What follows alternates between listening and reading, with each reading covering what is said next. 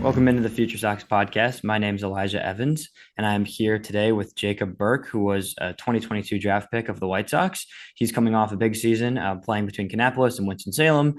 This season, Jacob put together a 294, 392, 439 slash line this year to go along with an 831 OPS, 6 home runs, 19 stolen bases, and some great defense that we've seen all over social media throughout the season. Welcome in, Jacob. It's good to have you.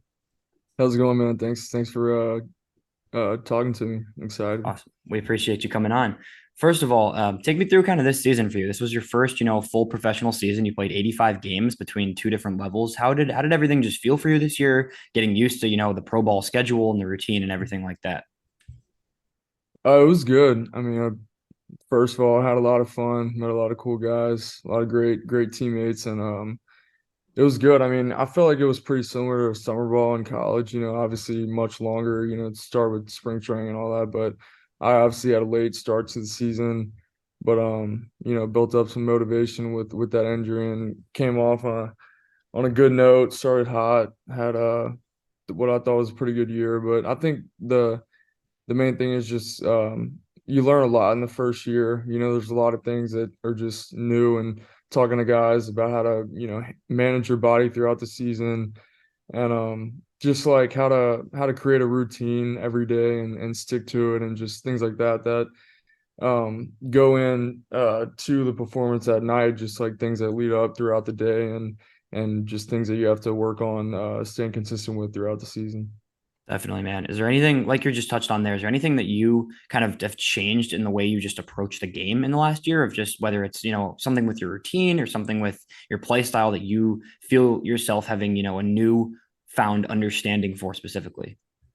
Um, I'd say the biggest thing that jumps out is just finding a routine. For me, like I found a really good routine during my rehab in Arizona, getting back from my injury. I felt like I got a good routine there, and I realized kind of from talking to some of the guys last year, and just you see like the schedule how it is. I mean, I kind of just you don't really need to take a million swings a day. You just need to find a good routine and stick to it. And sometimes less is more. In a long season, just finding your routine and sticking to it. Because for me, it's like I know that every day if I show up and I've done my routine and prepared the same way that I do every day, then I give myself a good chance to succeed at 7 o'clock.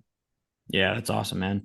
Backtracking a little bit for people that don't know you super well, you started at Southeastern Louisiana. You ended up making your way to Miami. What was your kind of college experience like, and what were some of the big things you learned throughout college that got you ready to, end up getting drafted by the White Sox and play professional ball? I mean, part of the reason that I went to Miami is to make a jump in the competition. ACC, SEC, those are kind of the top programs or conferences in college baseball. So, I thought it was good for me to get that experience leading up to pro ball, and I feel like I just got a lot of good coaching there. Miami did a great job developing me.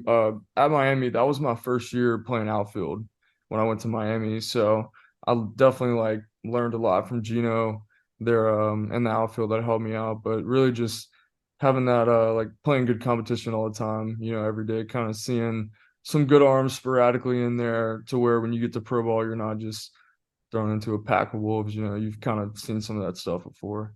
Yeah, that makes perfect sense. And then I've talked to different people, and the draft experience can be all types of emotions from from nerve wracking to exciting to also just not knowing where you're going to even physically be in a few weeks from then. So how was last summer? How was the White Sox draft process? And just once you kind of went through that process and you knew eventually when you found out you were getting drafted by the White Sox, how was all of that just the transition for you? Well, I was expecting to go on day two. That's kind of what I've had Yeah. heard, and ended up not working out, and I was obviously like pretty frustrated. It's like you said, you never know what's gonna happen. But I think I felt like at that point I was ready for pro ball, and the White Sox had called me the night of app following day two, and they just expressed, how much they liked me and my game and my style. And I just felt like it was, definitely you want to go to an organization that believes in you and thinks that you have big league potential one day. So that was like a big thing that I connected with the White Sox on is just, that they believed in me. And so obviously like ended up not going till first part of day three and I was pretty frustrated with it. But once you get drafted, everybody's the same, none of that stuff matters at that point. I just use that as motivation to prove all the teams wrong that passed up on me before that. 100%. And you've completely done that already in 1 year. And I know we know we're looking forward to continuing to see how you do that. Going a little bit into more of the baseball specific stuff, is your can you talk a little bit about your just approach as a hitter and some of the things that you personally, because everybody's got different things, they focus on. And this is, a way to indicate what you're looking for, what pitches you're working towards, a mechanical tweak while you're thinking through it in the game. Is there anything just you as a hitter that you really like to focus on when you're in the box thinking about how to approach any given at bat? I mean, I stay on the fastball at all times. When I'm my best, I'm just staying on the fastball. And I'm trying to hit a line drive off the center field wall. When I stay through the middle, I feel like that's when I'm best. All my hits are going through the middle, and then if I'm staying middle, it gives me the adjustability to pull my hands in on an inside pitch or to stay with it to the opposite field. But yeah, pretty much just staying on the fastball because um, I mean, I feel like that's my favorite pitch to hit. And then if you're thinking about one or the other, you're probably going to be late on both. But if I stay on the fastball, I can adjust to the off speed. Yeah, that makes complete sense. And we've seen your ability to kind of spray it all over. And that's if you're working up the middle, it helps with your ability to be able to hit the ball all over the field if you're just planning for the middle, right?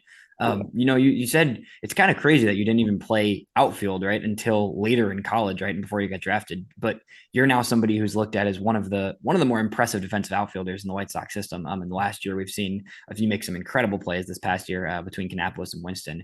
What has that work been like for you on this last year and a half since getting drafted, since your last year of college, I guess, as well, but just really developing that kind of just great reaction time and first step and everything in the outfield?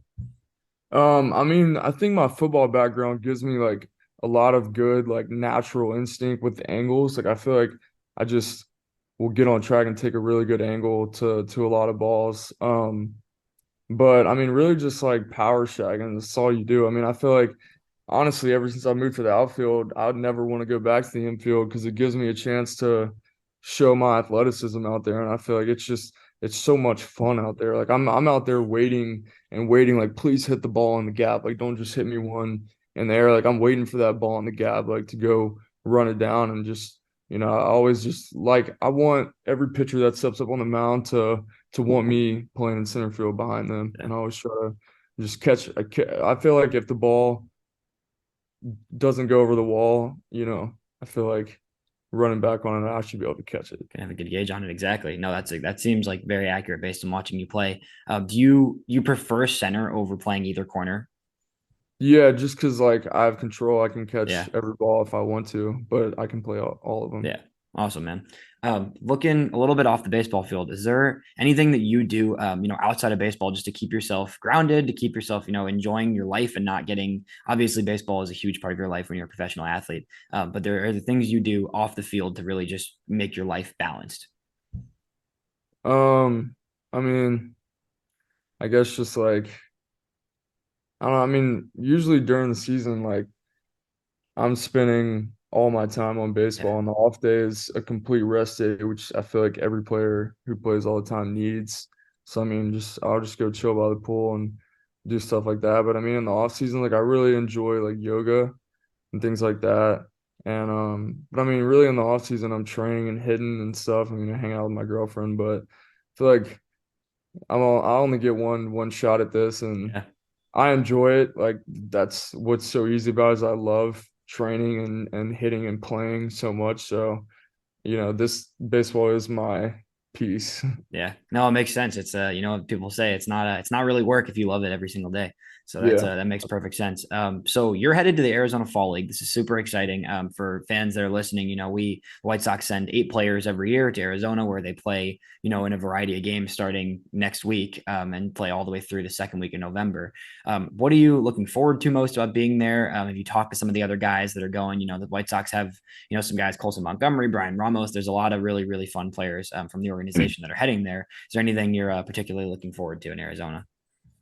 Um, I mean, I just think it's gonna be fun, like all the competition. I think that with it not being just like normal minor league baseball season, it'll be kind of like you'll get to meet a bunch of different guys and play, against some guys you never played before. And I think it's just a cool thing to have like a lot of good players all in one area and should be good baseball. And I think it'll be super competitive. And you'll not only want to be showing out for like your organization and show the rest of the teams around that, the future of the White Sox is bright, but also like on our team, we'll be able to compete for a championship at the end of the fall. I just think it'll be fun. Yeah, it's gonna be a cool experience, man. It should be really cool. Is there anything you got a little bit of a late start to the year, like you mentioned earlier, but you did get 85 games under your belt. Is there specific things on the field that you want to take advantage of that extra game time in Arizona to really hone in on? Yeah, I would say just continue to work on my play discipline, try to continue to control the zone, obviously draw as many walks as I can. And um also, I just want to work on driving the baseball. Not only, I mean, specifically to the opposite side of the field, but just in general, continue to drive the baseball and just good exit velos and try to hit for a little more power. I think, like obviously, I showed some good consistency and like contact hitting throughout the year, but I think that I haven't even close to like reached my ceiling. I think there's a lot of development still left in the tank, and I'm just looking forward to continue to build myself up as a player and a prospect. It's really exciting. Looking forward to, like you just said, talking about, reaching your ceiling, reaching your maximum. Looking into next year, is there anything? What do you see for yourself in the next season? Just continuing to work. I mean, you played a good amount of games in Winston Salem, so obviously you've already made it to that level. Hopefully, you're going to obviously keep rising. Is there anything going towards next year that you have? Do you have goals for yourself? Do you have anything you're really just striving to get in the 2024 season? Um, I mean, I think I'm just gonna continue to try to be the person that I am right now and just build on my weaknesses. But I mean, I just think the sky's the limit, and I put myself in a good position with my first year.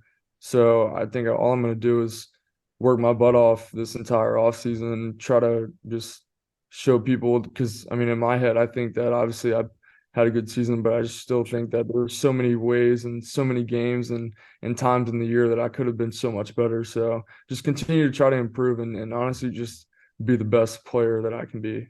Definitely. Well, I'll leave it with this as the last question. How do you feel about the future of the entire organization? You're around a lot of these guys. You've seen a lot of the other, prospects that you play with and you train with all the time. What do you think about the future just of the White Sox, farm system? The future's bright. I mean, I've played with a ton of good players this year, and I mean, I think like specifically, obviously, I spend the most time around these guys, but I thought we have a great draft class from last Yeah. year. Several guys out of that list that you could see in the big leagues one day, and just like guys like Colson and Ramos and like guys like that who have been here for a while. Just great players, great teammates, and I'm just excited to keep getting better and playing with these guys, and hopefully we'll all be together in Chicago one day. Yeah, speaking for a lot of fans and people that follow the team, we're really excited to see the future, and I think it's looking brighter than it has in a long time, and we're excited to see you being part of it moving forward. So thank you so much for coming on. We really appreciate it, and take care. Cool, man. Thank you.